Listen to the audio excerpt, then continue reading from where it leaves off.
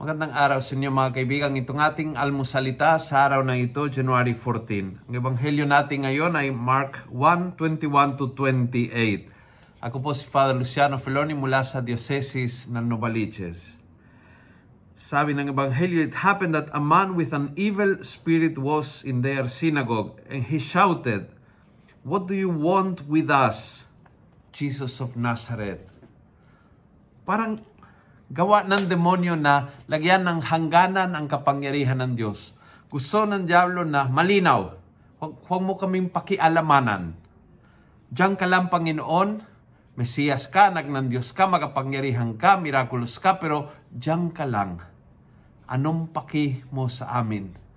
Huwag mo kaming pakialamanan. And I think yung ugali na yan ay hindi lang sa mga inaalihan ng demonyo noong kapanahunan ni Jesus, kundi mapahanggang ngayon. Tukso sa atin minsan lagyanan ng hangganan ang Diyos. Lord, pakialamanan mo pero huwag ang aking digital life.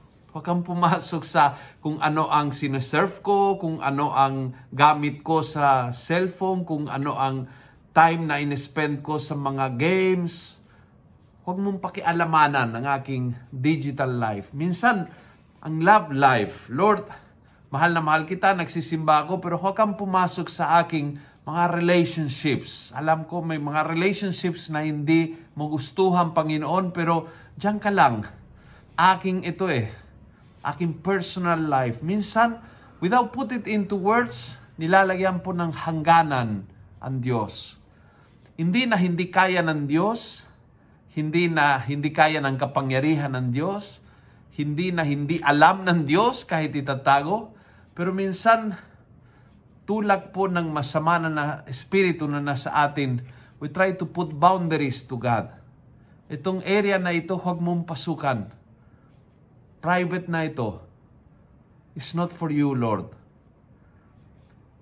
Harinawa ngayong araw na ito, payagan nating si Jesus pumasok hanggang sa pinakasulug-sulukan ng ating buhay, ng ating kadiliman, ng ating kahinaan, at pati ng ating kasalanan.